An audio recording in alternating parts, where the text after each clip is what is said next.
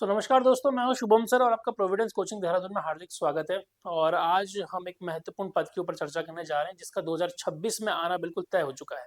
तो 2026 में बहुत लोगों की इच्छा है कि वो सचिवालय में जाकर सेवाएं दें।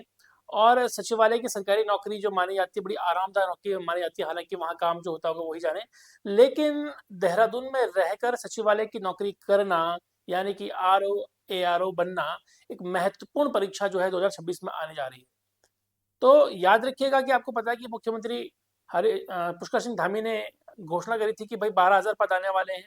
और 12,000 पदों में से ही आपका ARO का जो पद है, यानी रिव्यू ऑफिसर और असिस्टेंट रिव्यू ऑफिसर, जिसको आप समीक्षा अधिकारी, सहायक समीक्षा अधिकारी कहते हैं, वो आपका 2026 में आने जा रहा है। तो सहायक समीक्षा अधिकारी या समीक्षा अधिकारी बनने के लिए आपको पढ़ना क्या होगा, उसका सिलेबस क्या होगा, आज हम उसके ऊपर चर्चा करने जा रहे हैं। तो अगर आप इस चैनल में बिल्कुल नए हैं तो एक बार लाइक जरूर कीजिएगा, सब्सक्राइब जरूर कीजिएगा, और आपको ये वीडियो अच्छा लगे तो आप इसको शेयर जरूर कीजिएगा। तो चलिए चर्चा करते हैं कि भाई अगर आपको ARO बनना है उत्तराखंड में, तो फिर आपको सिलेबस कौन सा पढ़ना होगा, क्या पढ़ना होगा। तो यहाँ पर आपको दिख रहा है कि उत्तराखंड सचिवालय एवं उत्तराखंड लोक सेवा आयोग के अंतर्गत समीक्षा अधिकारी या सहायक समीक्षा अधिकारी पद के चयन हेतु परीक्षा योजना पाठ्यक्रम। तो पहली होती है आपकी प्रारंभिक परीक्षा, प्रीलिमिनरी एग्जाम। और प्रारंभिक परीक्षा में आपका जो पहला प्रश्न पत्र, एक ही प्रश्न पत्र होता है उसमें सामान्यतः सामान्य अध्ययन एवं सामान्य बुद्धि परीक्षण का, जिसको आप जनरल स्टडीज और जनरल एप्टीट्यूड टेस्ट भी बोल सकते हैं।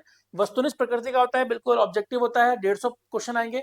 और इस 150 क्वेश्चन में खास बात क्या है कि इस 150 क्वेश्चन में आपके जो 100 क्वेश्चन होंगे, इस 150 क्वेश्चन में जो 100 क्वेश्चन होंगे, वो 100 क्वेश्चन तो जीएस से आएंगे, और 50 क्वेश्चन जो होंगे वो मैथ्स और रीजनिंग से होंगे। वो किससे होंगे? मैथ्स और रीजनिंग से होंगे। 50 क्वेश्चन जो होंगे वो मैथ्स एंड रीजनिंग से होंगे, ठीक है ना। मुख्य रूप से रीजनिंग का सेक्शन इसमें हैवी होता है। तो ये आप मान के चलिएगा कि अगर आपके इसमें रीजनिंग अच्छी है, मैथ्स अच्छी है, तो बिल्कुल आप उसमें कर सकते हैं। और अगर आप लोगों की तैयारी नहीं है इसमें, तो भाई अभी से ही मैथ्स और रीजनिंग पढ़ना शुरू कर लीजिए, क्योंकि 100 नंबर का जीएस आप कर भी लेंगे, लेकिन इनकी मैथ्स और रीजनिंग बहुत कमजोर होगी तो उनको दिक्कत आ सकती है। तो मैथ्स और रीजनिंग पर अभी से फोकस करने क्या कर लीजिए, आप शुरू कर लीजिए, ठीक है। अच्छा, अब अगर आप लोगों ने प्री एग्जाम क्रैक कर दिया, प्री एग्जाम निकाल लिया, तो फिर आपको मेंस एग्जाम देना पड़ेगा, मुख्य परीक्षा देनी पड़ेगी। और मुख्य परीक्षा में अगर आप देखेंगे तो हमारे पास 3 प्रश्न पत्र होते हैं मुख्य परीक्षा में। इस मुख्य परीक्षा के 3 प्रश्न पत्र में सबसे पहला प्रश्न पत्र जो होता है वो होता है सामान्य अध्ययन का, जनरल स्टडीज का होता है। इसमें वस्तुनिष्ठ प्रकृति का होता है, 200 अंक का होता है, 200 अंक अधिकतम इसमें यहाँ पर नंबर है। और इसकी समय अवधि जो होती है 3 घंटे की होती है। जनरल स्टडी का पेपर होता है, इसमें याद रखिएगा एप्टीट्यूड का क्वेश्चन नहीं आएगा, इसमें केवल जीएस आएगी। दूसरा है हिंदी संरचना। हिंदी संरचना जो होती है वो परंपरागत प्रकृति, परंपरागत प्रकृति का मतलब यहाँ पर ये है कि इसमें आपको सब्जेक्टिव होगा, लिखना पड़ेगा आपको हिंदी में। मेरे हिसाब से 5 क्वेश्चन इसमें आएंगे आपके, ठीक है। और 5 क्वेश्चन जो होंगे वो 100 नंबर के अधिकतम होंगे, तो इसमें 5 क्वेश्चन आपको लिखने पड़ेंगे हिंदी के। 3 घंटे का आपको समय मिलेगा। और तीसरा होता है निबंध। निबंध भी परंपरागत प्रकृति का होगा, यानी इसको भी आपको लिखना पड़ेगा। और निबंध में अगर हम देखेंगे तो 35 और 30, 35 70 और 30 100, 35 नंबर के 2 निबंध होंगे, 30 नंबर का क्या होगा, एक निबंध होगा। और इसमें भी आपको 3 घंटे में ये क्या करना पड़ेगा, लिखना पड़ेगा। तो इन 3 घंटों में आपको लिखना पड़ेगा, तब जाके आपका ये पूरा हो पाएगा। कुल मिलाकर अगर आप देखेंगे तो 200 प्लस 100, 300 प्लस 100, 400, 400 अंक का मेंस आपका होगा। और 400 अंक में जिसके ज्यादा नंबर हो गए उसको मौका मिलेगा आपको, ठीक है। अच्छा, जब आपका ये क्लियर हो जाएगा तो उसके बाद आपका एक प्रैक्टिकल टेस्ट आपका होगा। और प्रैक्टिकल टेस्ट में प्रयोगात्मक परीक्षा होगी, जिसमें पहली चीज आपको क्या होना चाहिए, कंप्यूटर का आधारभूत ज्ञान होना चाहिए, जिसमें वर्ड, एक्सेल, जो एमएस ऑफिस का जो डॉक्यूमेंटेशन होता है वो पूरा का पूरा आपको पता होना चाहिए, ठीक है। दूसरा आपको टंकण परीक्षा होगी, ये अर्हताकारी प्रकृति का है। इसका मतलब ये होता है कि भाई आपको क्वालिफाई करना पड़ेगा ये, इसके लिए आपको समय दिया जाएगा 10 मिनट का, ठीक है। उसमें आपको ये क्वालिफाई करना पड़ेगा, ठीक है। और जो कंप्यूटर का आधारभूत ज्ञान है ये भी क्वालिफाइंग होता है, 100 अंक का अधिकतम होता है, 1 घंटा आपको दिया जाएगा इसमें, ठीक है। चलिए, अच्छा, ये तो आपको पता ही होगा कि भाई जो एग्जाम होता है उसका सिलेबस बहुत महत्वपूर्ण होता है। तो अगर आप सामान्य अध्ययन या सामान्य बुद्धि परीक्षण, यानी अगर आप जीएस का बात कर रहे हैं, तो इसमें अगर आप देखेंगे तो साइंस वालों के लिए बहुत जबरदस्त रहता है, क्योंकि इसमें पहला ही आपका जो सिलेबस का पहला भाग है वो सामान्य विज्ञान एवं कंप्यूटर संबंधित आधारभूत जानकारी है। तो इसमें सामान्य विज्ञान जिसमें कि फिजिक्स, केमिस्ट्री आपका आ गया, एनवायरनमेंट आपका आ गया, वो आपका इसमें शामिल होगा। इसके अलावा कंप्यूटर का जितना भी आपका जो बेसिक इंफॉर्मेशन होती है, चाहे वो डाटाबेस मैनेजमेंट हो, चाहे वो आपका किस तरीके से बनाया हो हार्ड ड्राइव, सॉफ्टवेयर क्या होता है, इंटरनेट का क्या उपयोग होता है, ये सारी चीज़ें साइबर जो नॉलेज होता है वो आपका इसमें पूछा जाएगा। भारत का इतिहास तथा भारतीय राष्ट्रीय आंदोलन, तो इसके अंतर्गत भारतीय का इतिहास में आपका प्राचीन इतिहास हो गया, मध्यकालीन इतिहास होगा, वो तो होगा ही होगा, लेकिन सबसे महत्वपूर्ण जो होगा वो राष्ट्रीय आंदोलन के अंतर्गत प्रश्न, क्योंकि मैक्सिमम क्वेश्चन जो आते हैं वो राष्ट्रीय आंदोलन के अंतर्गत ही पूछे जाते हैं, ठीक है ना। तो ये आपको पता होना चाहिए, राष्ट्रवाद के विकास सत्ता प्राप्ति पर आधारित होंगे, तो यह समझ लीजिए। इसके अलावा राजनीतिक, सामाजिक, आर्थिक, सांस्कृतिक पहलू को भी ध्यान रखा जाएगा। राजनीतिक में कौन कौन सी क्षेत्र में अंग्रेजों का प्रयास हुआ था, कैसे कैसे राजनीतिक आंदोलन हुए थे, सामाजिक में जितने सती प्रथा वगैरह वगैरह हो गया, इन सारी चीजों का सामाजिक में रहेगा। आर्थिक में जो उनकी पॉलिसीज रही होंगी, जैसे कि उनकी भूमि बंदोबस्त वगैरह था, वो इसमें शामिल होंगे, ठीक है। इसके तीसरा पॉइंट जो है वो भारतीय राज्य व्यवस्था एवं अर्थव्यवस्था, यानी कि पॉलिटी प्लस इकोनॉमिक्स दोनों ही आपको उसमें दे रखा है। तो भाई भारतीय राज्य व्यवस्था के अंतर्गत पॉलिटी में जितना आपको कॉन्स्टिट्यूशन मेकिंग से लेकर, जितना आपके पूरा पार्लियामेंट से लेकर, स्टेट एग्जीक्यूटिव से लेकर, सुप्रीम कोर्ट से लेकर, हाई कोर्ट से लेकर, जितना भी आपका इलेक्शन कमीशन से लेकर जितनी भी कॉन्स्टिट्यूशनल बॉडीज हैं, उन सबका ऊपर प्रश्न बनेगा। इसके अलावा अगर हम देखेंगे तो यहाँ पर आपका नियोजन में, भारतीय अर्थव्यवस्था में नियोजन यानी प्लानिंग के ऊपर प्रश्न पूछा जाता है, ठीक है। इसके अलावा उसकी विशेषता, सामुदायिक विकास के ऊपर प्रश्न पूछा जाता है।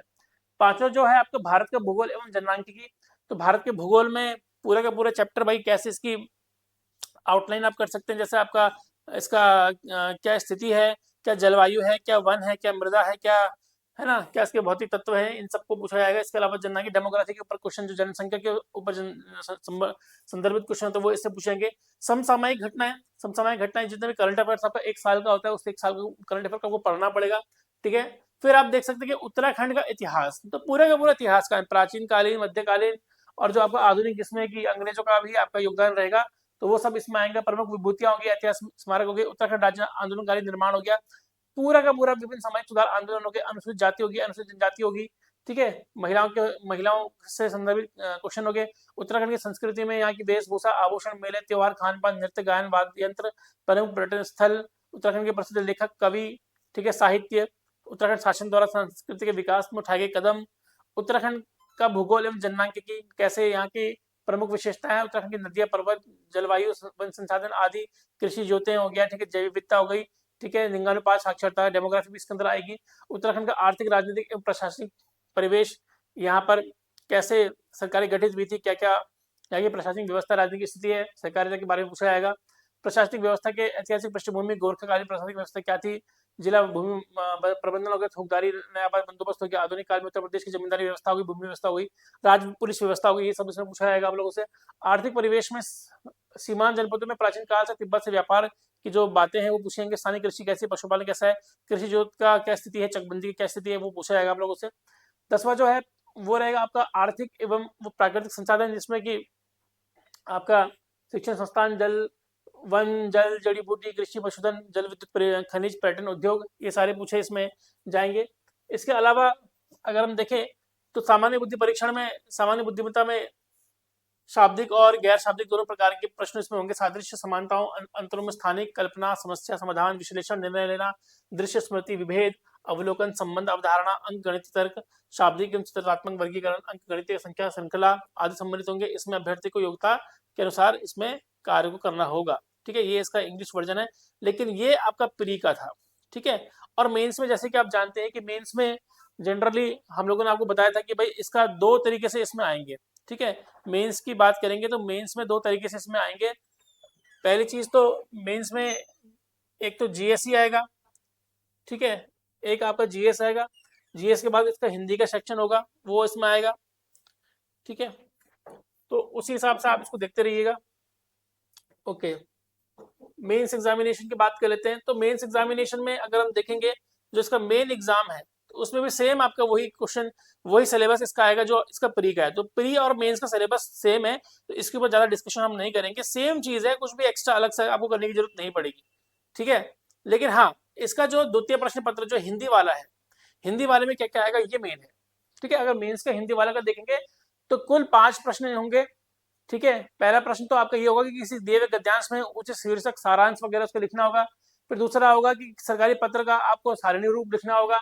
और पत्राचार के लिए तीसरा जो होगा वो शासकीय, अर्थशासकीय पत्र, कार्यालय, आदेश, कार्यालय ज्ञापन, विज्ञप्ति, परिपत्र, टिप्पणी, इसके बारे में लिखना पड़ेगा। चौथा है पारिभाषिक शब्दावली रूपांतरण, 12 शब्द दिए जाएंगे जिसका 10 को आपको करने हैं।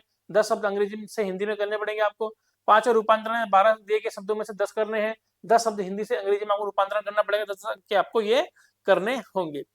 तृतीय प्रश्न पत्र जो है वो निबंध का है। तो निबंध में देखिए यहाँ पर 3 निबंध आपके होंगे। एक तो साहित्य संस्कृति से, सामाजिक क्षेत्र और राजनीति से एक आएगा। दूसरा विज्ञान, पर्यावरण एवं प्रौद्योगिकी से, आर्थिक क्षेत्र से, कृषि एवं व्यापार से एक आएगा। और राष्ट्रीय एवं अंतर्राष्ट्रीय घटनाक्रम से, प्राकृतिक आपदाएं, भूस्खलन, चक्रवात, भूकंप, बाढ़, सूखा आदि राष्ट्रीय विकास योजना से एक आएगा। ठीक है, तो इस तरीके से निबंध आपका इसमें क्या होगा, आपका आएगा। और बाद में टंकण परीक्षा आपकी होगी। ठीक है, और टंकण परीक्षा से पहले आपका नॉलेज ऑफ कंप्यूटर पूछा जाएगा कि कंप्यूटर में, मैंने आपको बताया ना, MS word, MS access, MS excel, MS PowerPoint, ये आपको पता होना चाहिए। ठीक है, इसके अलावा, ठीक है, इसके अलावा आपका जो क्वालिफाइंग नेचर का होगा याद रखिएगा। इसके अलावा 10 मिनट का आपको टंकण का होगा, वो भी क्या होगा, क्वालिफाइंग नेचर का होगा।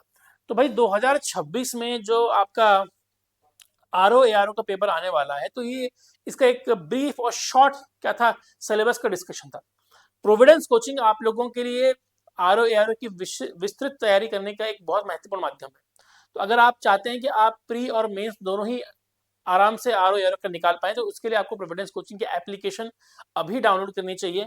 और उसमें जो एप्लीकेशन में हमारा RO ARO का कोर्स है उसको आपको लेना चाहिए। तो ये कोर्स ना केवल समय के अनुसार इसको तैयार किया गया है, बल्कि जो भी वर्तमान में जो भी परीक्षाओं के अंतर्गत प्रश्न पूछे जाते हैं उनमें विभिन्नताओं का जो भी रहता है, आधुनिकता का जो भी रहता है, उन सभी आधारों को लेकर हम लोग क्या करते हैं, तैयारी करते हैं। अधिक जानकारी के लिए आप नीचे दिए गए नंबरों पर जो डिस्क्रिप्शन में दिया गया वहां पर आप कॉल कर सकते हैं। और RO ARO के संदर्भ में कोई भी जानकारी चाहिए आप हमें कभी भी कॉल कर सकते हैं। याद रखिएगा, प्रोविडेंस कोचिंग आपका एकमात्र ऐसा साथी जो कि आपको 2026 में RO ARO बनाने में मदद कर सकता है। तो इस वीडियो को लाइक जरूर कीजिएगा, शेयर जरूर कीजिएगा, और अगर आप इस चैनल पर नए हैं तो सब्सक्राइब जरूर कीजिएगा। तब तक के लिए धन्यवाद।